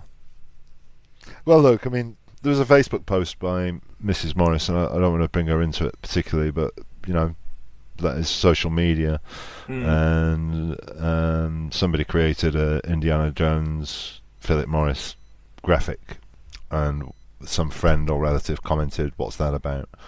And she responded, this was back about 2014, "Philip finds missing television overseas and has found this, that, the other, and many, many more," or something like that, but I'm not allowed to talk about it yet. So that lives with me. And also, there's very good cause that people thought he had more in 2013. And logically, I can't believe it was just made up. I can't believe it was just wishful thinking. There's this tension between what he says, that things were thrown in crates and ended up where they shouldn't be, versus what the paperwork says, and the great logic deployed by people like John Predel that says, well, they wouldn't have sent that on. I can't quite wrestle that. But, I'm sort of 51% he has, but I'm very relaxed about it. Whether we get to see them or not, I don't know. But I think the preponderance of evidence is that he has, and there's probably quite a few. But, I'm over it. Yeah. If you know what I mean. I certainly would not be surprised if he at some point handed over Marco Polo and Power of the Daleks. I wouldn't be surprised. I'm not like thinking he's definitely got them, but I'll be like, yeah, okay. What's that, Phil? You found them in an old sea chest in Bermuda last year, did you? Okay, mate. Yeah, fine. Do you know what I mean? I wouldn't be surprised, but then again, I'm over the disappointment of things not turning up. Yeah, I mean, I kind of feel about it a bit like when I first became a fan. So firstly there was the Terrance Dicks making of Doctor Who when he explained that some episodes were gone and were never coming back, and then there was that thing that came out, the Doctor Who Winter Special, and it listed exactly. Well, it wasn't quite right, but it listed pretty much, what was there and what wasn't. Yeah. And on the one hand, I was really kind of gutted about all the stuff that was missing. But then on the other hand, all the stuff that they still had, when was I ever going to see it? I mean, it was stuck away in a vault somewhere. Yeah. And as it happened, I suppose, over the next 20 years, some of that became available. But I kind of feel like that, I mean, if he does have more, it's not anywhere where I can see it or get to. So it's kind of not really worth getting that excited about. I think the main issue that people say no, they don't think he has more, is A, the time. Well, I'm not worried about the time, and it's B, the money. Yeah. Why isn't he cashing these in? Well, the guy exists. He is still working overseas. His accounts might not show a profitable business, but he's still got a vested interest in not talking about what he's up to for whatever reasons. Now, I happen to have opinions and bit of inside knowledge as to what he's up to, but I can't share that publicly. But I found it plausible that he's held on to stuff. Cerberus with a K podcast, his father-in-law was on there saying there are hundreds of films here waiting to go back to the copyright holders.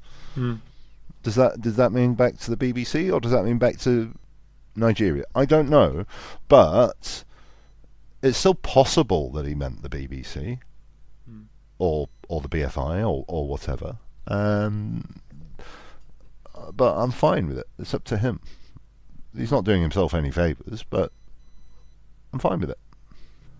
Yeah, I mean these films, they don't belong to anyone other than the person who has them. So that's right. Yeah. There's no point in getting indignant about it.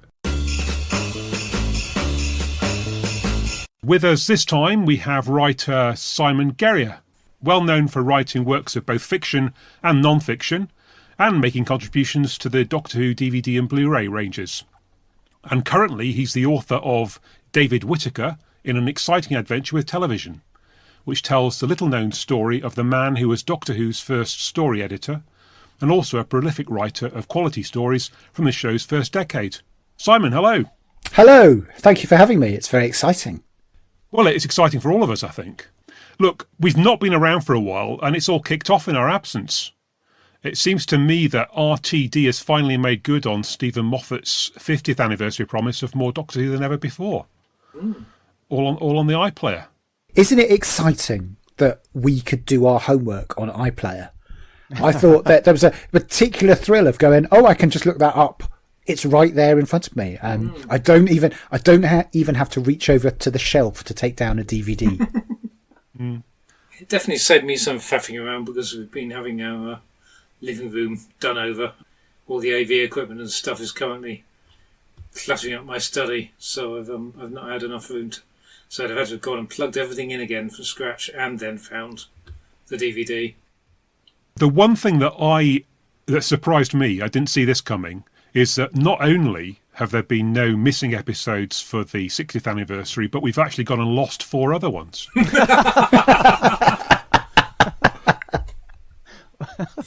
Oh dear. There will always be 101 missing episodes on the iPlayer. Yeah. Well, that's all we need to say about that, isn't it? I'm glad that you can still make light of it. There's nothing upsetting about this situation at all. And we're going to lose 4 more episodes on November 23rd, aren't we? And suddenly they're cutting the Daleks in half. Very clever. But, it's in full colour. Yeah, this is true. And we get both. That's not taking away. That's adding. No. Yeah, exactly. It's just the attitude of some people. Yeah. It's a bit like... I'm looking forward to that. Of all the many things that are interesting about it, I'm keen to see what Mark Ayres has done with the music. Will it be a completely new score, or do you think it will be inspired by the original atmospherics of Tristram and Carey, but modernised? We shall see. But I don't mind if it's just another score from Mark Ayres, because he's one of my favourites. Yeah, it's exciting. And it's just that idea that I mean, I spend my whole time engaging in Doctor Who in one form or another, trying to tell new stories that are based on it or find things to say about it and features and stuff.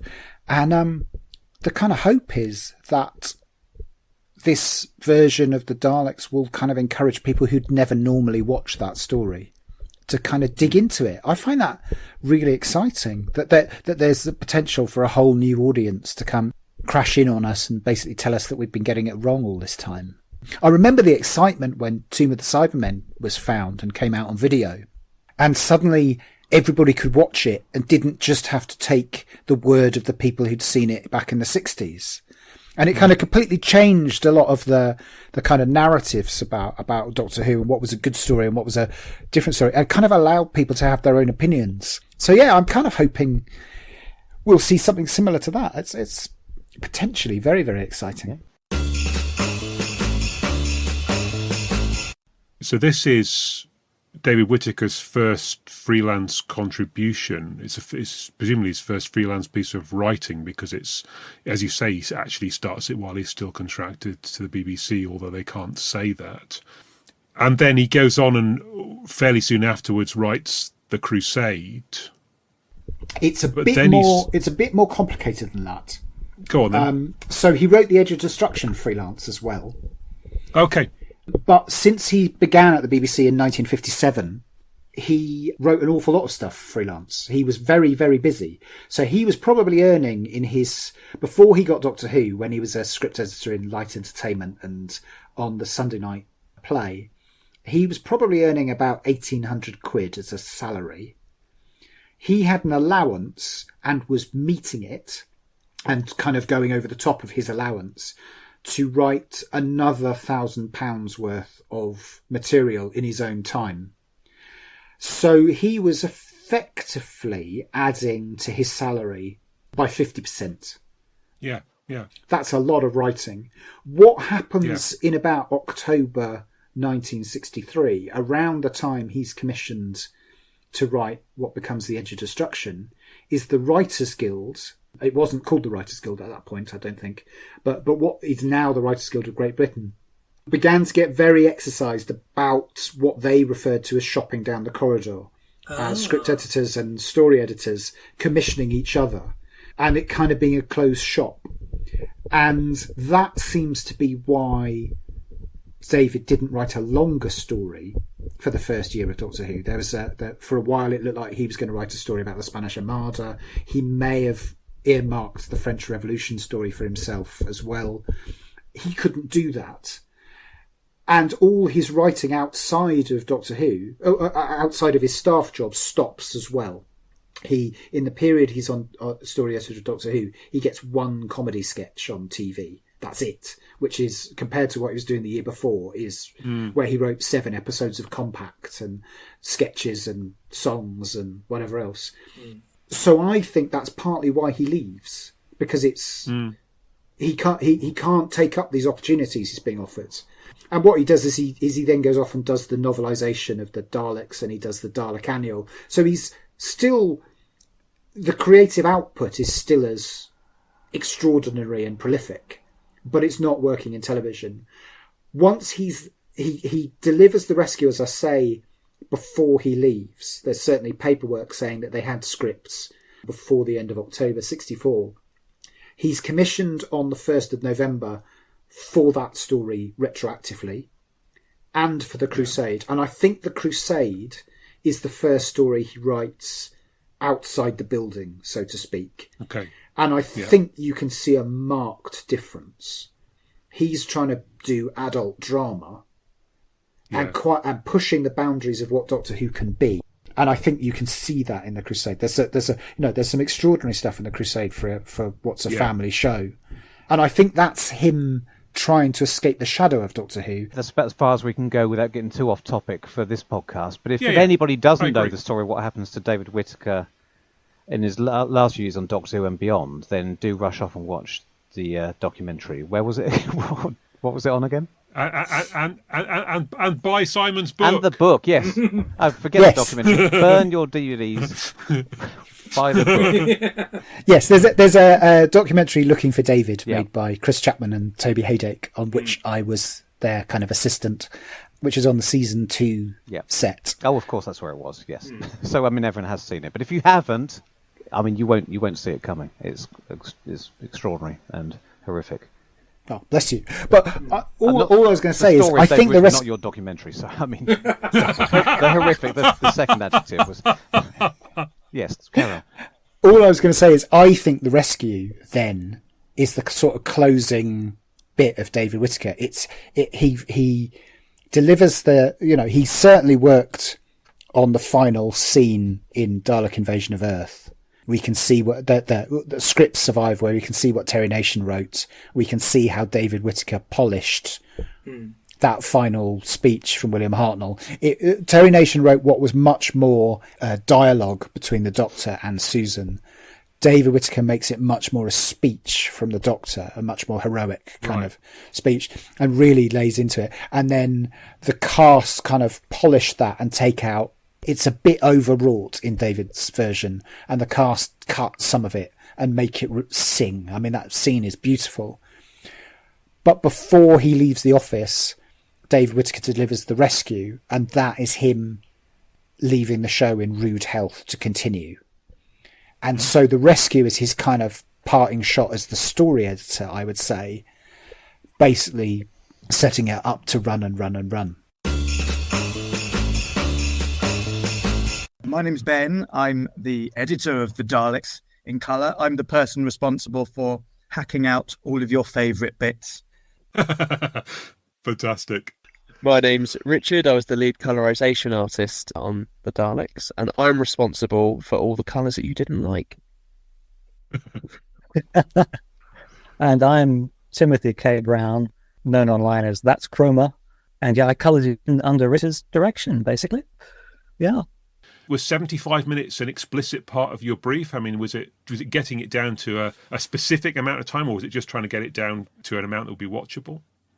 It sort of was part of the brief, yeah. I mean, partly with the sort of the carrot being dangled on the stick of, well, if we can get it down to about 75 minutes, we can get it on the telly.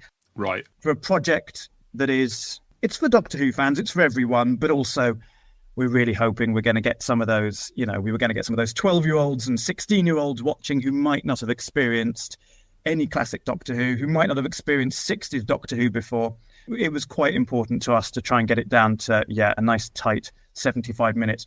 Rich, how did the thought of colorizing 75 minutes, was that terrifying, or did that feel like something that was manageable? It was utterly terrifying, I think, definitely on the terrifying side of things.